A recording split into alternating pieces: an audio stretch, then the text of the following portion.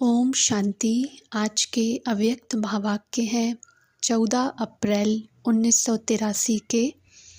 मुरली का टाइटल है संपन्न आत्मा सदा स्वयं और सेवा से संतुष्ट।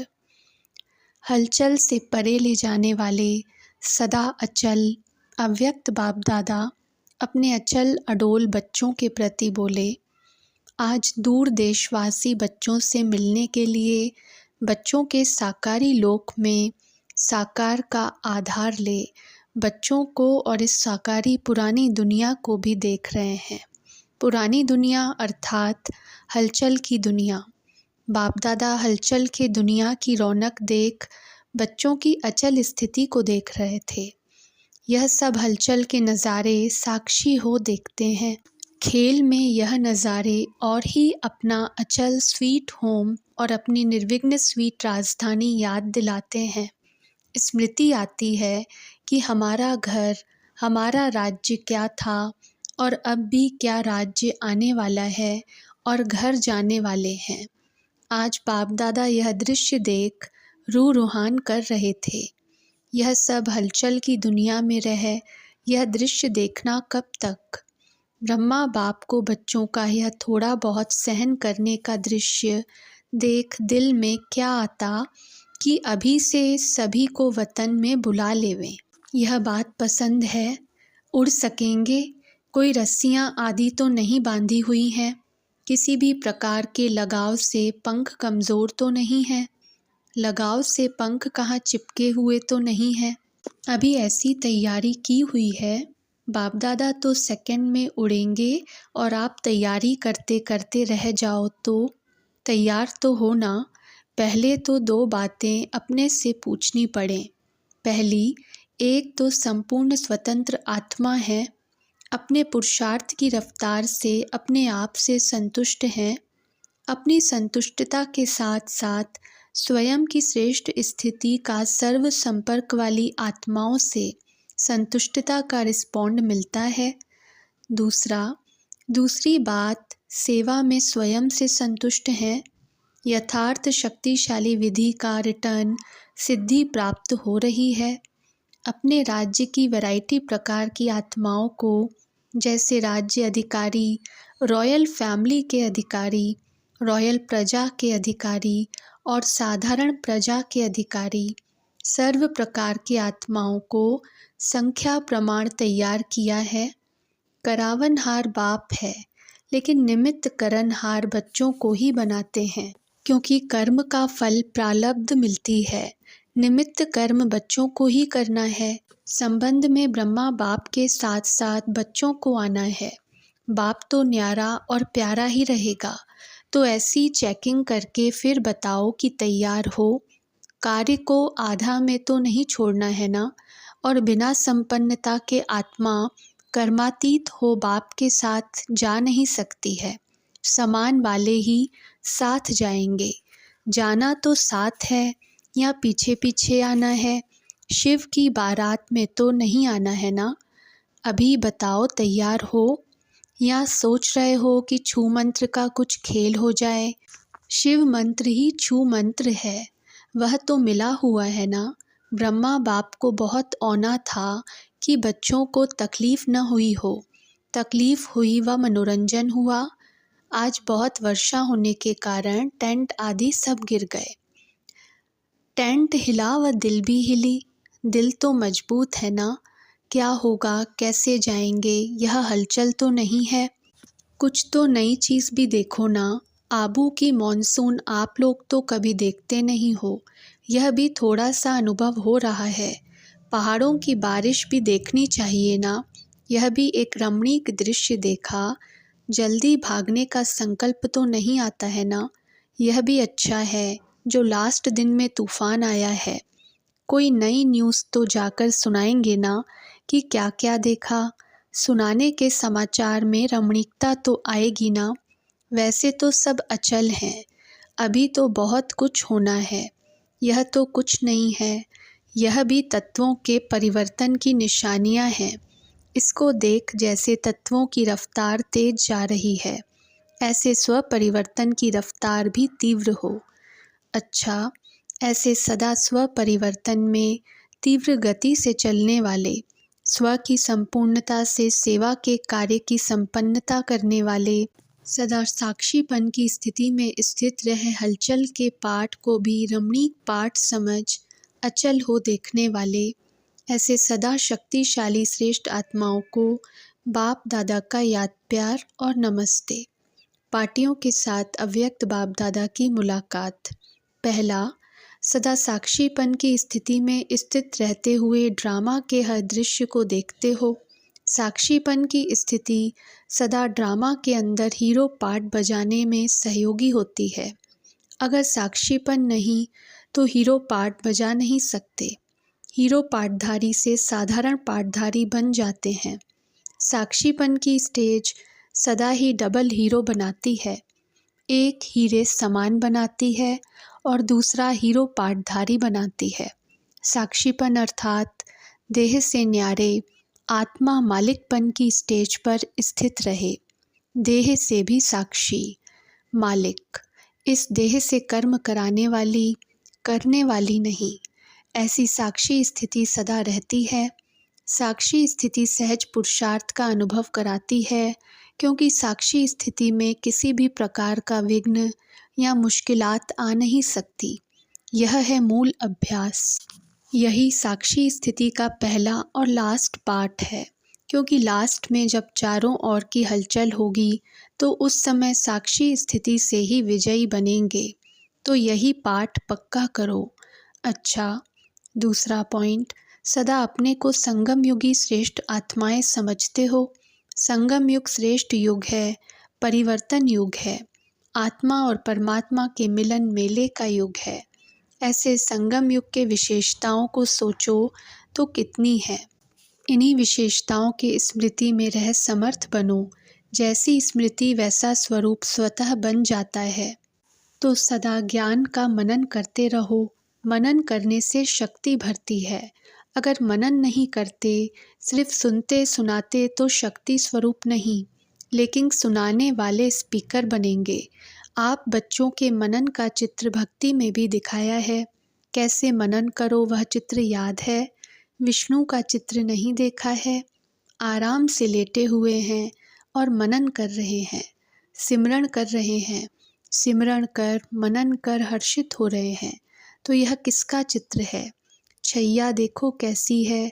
सांप को छैया बना दिया, अर्थात विकार अधीन हो गए। उसके ऊपर सोया है। नीचे वाली चीज़ अधीन होती है, ऊपर मालिक होते हैं।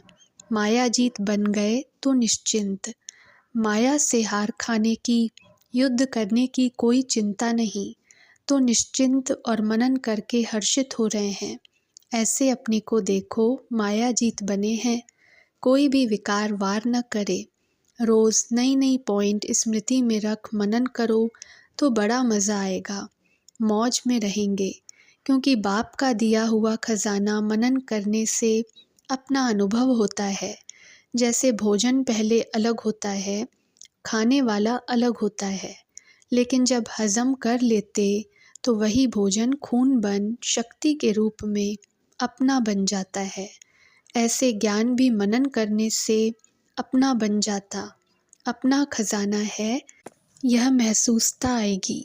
तीसरा पॉइंट, सभी अपने को सदा श्रेष्ठ आत्मा समझते हो। श्रेष्ठ आत्मा अर्थात हर संकल्प, बोल और कर्म सदा श्रेष्ठ हो, क्योंकि साधारण जीवन से निकल श्रेष्ठ जीवन में आ गए। कलयुग से निकल संगम युग पर आ गए। जब युग बदल गया, जीवन बदल गई, तो जीवन बदला अर्थात सब कुछ बदल गया। ऐसा परिवर्तन अपने जीवन में देखते हो। कोई भी कर्म, चलन साधारण लोगों के माफिक न हो। वे हैं लौकिक और आप अलौकिक। तो अलौकिक जीवन वाले अलौकिक हैं। साधारण हैं तो साधारण को चेक करके चेंज कर लो। जैसे कोई चीज़ सामने आती है तो चेक करते हो यह खाने योग्य है, लेने योग्य है। अगर नहीं होती तो नहीं लेते, छोड़ देते हो ना। ऐसे कर्म करने के पहले कर्म को चेक करो। साधारण कर्म करते करते साधारण जीवन बन जाएगी। फिर तो जैसे दुनिया वाले वैसे आप लोग भी उसमें मिक्स हो जाएंगे, न्यारे नहीं लगेंगे। अगर न्यारापन नहीं तो बाप का प्यारा भी नहीं। अगर कभी कभी समझते हो कि हमको बाप का प्यार अनुभव नहीं हो रहा है, तो समझो कहाँ न्यारेपन में कमी है, कहाँ लगाव है। न्यारे नहीं बने हो तब बाप का प्यार अनुभव नहीं होता, चाहे अपनी देह से, चाहे संबंध से, चाहे किसी वस्तु से। स्थूल वस्तु भी योग को तोड़ने के निमित्त बन जाती है।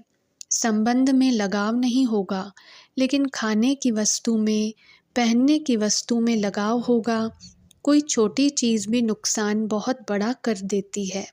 तो सदा न्यारापन अर्थात अलौकिक जीवन, जैसे वह बोलते, चलते, गृहस्थी में रहते, ऐसे आप भी रहो तो अंतर क्या हुआ। तो अपने आप को देखो कि परिवर्तन कितना किया है। चाहे लौकिक संबंध में बहू हो, सासू हो, लेकिन आत्मा को देखो। बहू नहीं है, लेकिन आत्मा है। आत्मा देखने से या तो खुशी होगी या रहम आएगा। यह आत्मा बेचारी परवश है, अज्ञान में है, अनजान में है। मैं ज्ञानवान आत्मा हूँ, तो उस अनजान आत्मा पर रहम कर अपनी शुभ भावना से बदल कर दिखाऊंगी। अपनी वृत्ति, दृष्टि चेंज चाहिए, नहीं तो परिवार में प्रभाव नहीं पड़ता।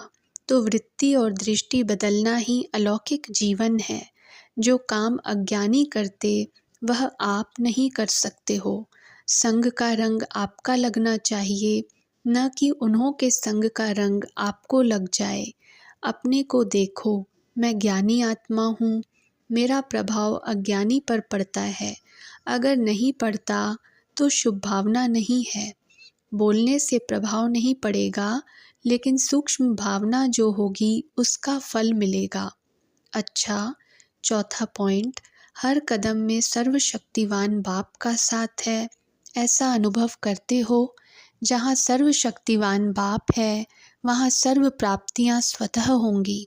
जैसे बीज है तो झाड़ समाया हुआ है, ऐसे सर्वशक्तिवान बाप का साथ है तो सदा माला माल, सदा तृप्त, सदा संपन्न होंगे। कभी किसी बात में कमज़ोर नहीं होंगे, कभी कोई कंप्लेंट नहीं करेंगे, सदा कंप्लीट। क्या करें, कैसे करें, यह कंप्लेन नहीं। साथ हैं तो सदा विजयी हैं। किनारा कर देते तो बहुत लंबी लाइन है। एक क्यों बना देती है, तो कभी क्यों की क्यों न लगे। भक्तों की, प्रजा की क्यों भले लगे, लेकिन क्यों की क्यों नहीं लगानी है। ऐसे सदा साथ रहने वाले चलेंगे भी साथ। सदा साथ हैं, साथ रहेंगे और साथ चलेंगे, यही पक्का वायदा है ना। बहुत काल की कमी अंत में धोखा दे देगी। अगर कोई भी कमी की रस्सी रह जाएगी तो उड़ नहीं सकेंगे। तो सब रस्सियों को चेक करो, बस बुलावा आए, समय की सीटी बजे और चल पड़े। हिम्मते बच्चे, मददे बाप। जहाँ बाप की मदद है वहाँ कोई मुश्किल कार्य नहीं, हुआ ही पड़ा है। पांचवा पॉइंट, सदा अपने को मास्टर सर्वशक्तिवान अनुभव करते हो। इस स्वरूप की स्मृति में रहने से हर परिस्थिति ऐसे अनुभव होगी जैसे परिस्थिति नहीं, लेकिन एक साइट सीन है।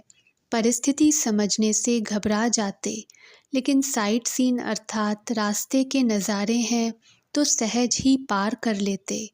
क्योंकि नज़ारों को देख खुशी होती है, घबराते नहीं। तो विघ्न नहीं है, लेकिन विघ्न आगे बढ़ने का साधन है। परीक्षा क्लास आगे बढ़ाता है, तो यह विघ्न, परिस्थिति, परीक्षा आगे बढ़ाने के लिए आते हैं। ऐसे समझते हो ना।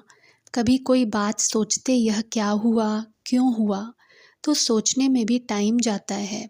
सोचना अर्थात रुकना। मास्टर सर्वशक्तिवान कभी रुकते नहीं, सदा अपने जीवन में उड़ती कला का अनुभव करते हैं। छठा पॉइंट, वरदाता बाप द्वारा सर्व वरदान प्राप्त हुए। बाप द्वारा सबसे मुख्य वरदान कौन सा मिला? एक तो सदा योगी भव और दूसरा पवित्र भव। तो यह दोनों विशेष वरदान सदा जीवन में अनुभव करते हो। योगी जीवन बना ली या योग लगाने वाले योगी हो। योग लगाने वाले योगी 2-4 घंटा योग लगाएंगे फिर खत्म, लेकिन योगी जीवन अर्थात निरंतर, तो निरंतर योगी जीवन है। ऐसे ही पवित्र भव का वरदान मिला है। पवित्र भव के वरदान से पूज्य आत्मा बन गए। योगी भव के वरदान से सदा शक्ति स्वरूप बन गए। तो शक्ति स्वरूप और पवित्र पूज्य स्वरूप दोनों ही बन गए हो ना। सदा पवित्र रहते हो, कभी कभी तो नहीं, क्योंकि एक दिन भी कोई अपवित्र बना तो अपवित्र की लिस्ट में आ जाएगा, तो पवित्रता की लिस्ट में हो। कभी क्रोध तो नहीं आता, क्रोध या मोह का आना इसको पवित्रता कहेंगे? मोह अपवित्रता नहीं है क्या? अगर नष्टो मोहा नहीं बनेंगे तो स्मृति स्वरूप भी नहीं बन सकेंगे। कोई भी विकार आने नहीं देना। जब किसी भी विकार को आने नहीं देंगे तब कहेंगे पवित्र और योगी भव। बाप दादा सभी बच्चों से उम्मीदें रखते हैं। हर बच्चे को दृढ़ संकल्प करना है। व्यर्थ नहीं सोचेंगे, व्यर्थ नहीं करेंगे, व्यर्थ की बीमारी को सदा के लिए खत्म करेंगे। यही एक दृढ़ संकल्प सदा के लिए सफलता मूर्त बना देगा। सदा सावधान रहना है, अर्थात व्यर्थ को खत्म करना है। अच्छा, ओम शांति।